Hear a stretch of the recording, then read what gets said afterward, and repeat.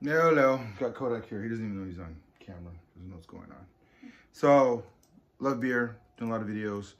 But one thing you have to know is that if you're messing with wine, beer, or what was the other one? Like for fermentation period. Distilling's a little different, but in the beginning, it does ferment the natural way first.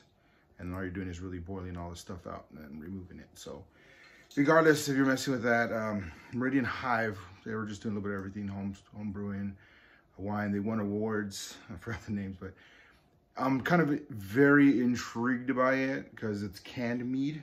So that's what's got me in a bind. So I want to try it, but I do love mead, and some people don't. So it's corked. It has to age for 6 months before being put in a bottle to get conditioned. You can do different amounts of water to honey ratio. You can put some stabilizers and things to keep it clear. Originally, I believe the Vikings started it because there was honey and alcohol residue that proved that they had something. And so it'd be gluten-free. Basically, honey is from the pollen that the bees collect. They mix it with their enzymes and they spit it back out, and they heat it up and they fan it until it thickens and becomes this beautiful, thick, complex sugar. And then you thin it back out and let it ferment with some yeast and let the yeast have had at the sugar, and you have mead. I don't know how to best describe it. It's a dry honey. The main reason I like it is the first time I had it, I was in Germany, and I was happy. It was the happiest buzz I ever had. It was awesome. So I'm gonna go over these two at one time. This was Blue Lotus, but I drove past them because it was getting late and I didn't want to hold them up. But they have their stuff out so you can get it anywhere. And Meridian Hive, obviously, they have them in cans. So the main difference is gonna have blackberry in it. So it's a little unjust, but I tried one and I'm blown away. I don't know how long they age it for, but we're gonna compare. Compare traditional method. Look at that. It takes a little bit of work, but if you know anything about wine and stuff, this is just normal. It doesn't bother you after a while. I need it. This is the only thing that will take a long time. So traditionally, you can put it in any glass, honestly. There's not too much on it, but you know, obviously wine glasses are fancy. Fancier. Put that over there. So the color is usually golden. They also can do, you know, combinations with fruit. I just love the color. It's like sunshine. I don't know why it looks different. You look at the grain beers and stuff, and it's yellow, but it's not like this. But then you do this one, and just, even though they're almost similar colors, one reminds me of hay and straw. The other one, yeah,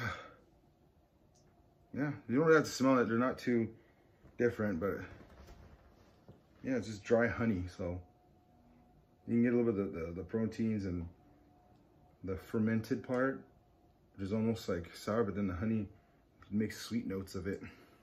It's not honeysuckle, it's just different. I can't describe it. Yeah, so it's sweet from the honey, but it's not as concentrated, so thinned out. So as it goes over your taste buds, you're getting a little other notes. I know how to pin them down. It's not floral flowery, but it's like, you know, like a flower petal, and it's not perfumey is the key. That's the point. So that's what I'm getting from that. And this is the difference. This is the game changer right here. Just pow, done. And I don't think they have to naturally carbonate it, because you can, the machine to can usually does it. Oops, went a little crazy on the pour, trying not to. So this does have blackberry. It's a puree. Purees is already cooked and treated. Put a stabilizer in it. So it's usually the best way with beer. Fruit does not last long in beer. So when you usually make it, it has to be super potent and thick, and then, or turn it to, you know, make it boozy where it ages a long time, or just drink it as soon as possible. But with this one, honey naturally can prevent things from spoiling. It promotes good growth on bacteria and prevents bad bacteria from growing. So what's that term? There's a term for it. I don't know. So that's why if you're not feeling well in your stomach, a little bit of honey can go a long way, about a teaspoon.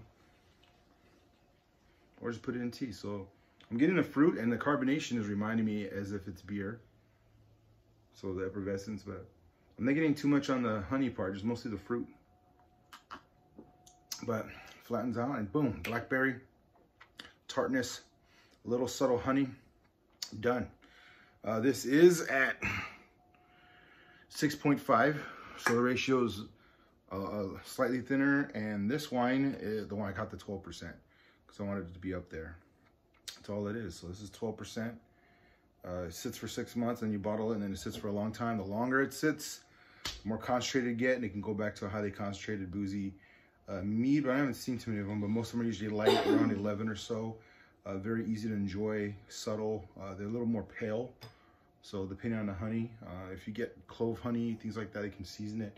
I haven't seen it too. It's more just natural honey. I like the Irish one. Is very light, straw licking, very simple, clean honey, very savory, and then it's just like beautiful waterfall water, and just drink and enjoy. That one's around like 11, 10.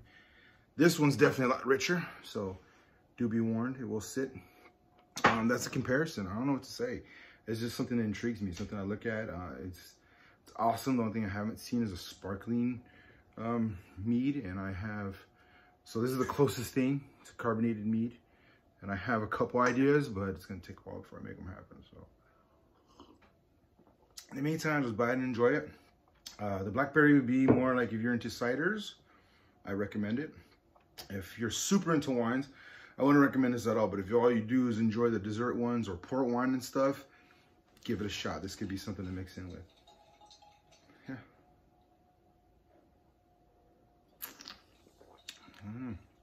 This is definitely sweeter. It has some little sugar crystals in the bottom because of the stabilizers. It just locks together. And boom. But don't worry about those. They won't hurt you.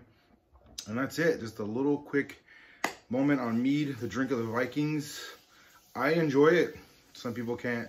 But if you're not big on honey, don't do it. And if you are on honey, don't expect just the sweetness, because it will open up any bitter, subtle notes. Because pollen itself, I imagine, has a lot of complexity from the flower and bitterness. And then the honey sugar kind of coats it, and you don't really taste it. But then when you re-thin it back out, and then you got alcohol, and then mixed alcohol will pull a lot of the flavors out and open them up. And then, boom, they're on your taste buds. You're like, whoa, I did not expect that. So do be careful.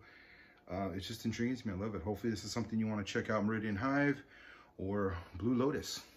I do want to go to them soon because it's a really nice, beautiful area on the way to Fredericksburg, and I just need to go a little sooner. That's all it is. So, but today, hopefully this is informative, helps you out. This is another style of fermentation, and it's grain-free. So anybody that's looking for gluten-free stuff, here you go. Anyways, thank you for watching. Be safe and enjoy.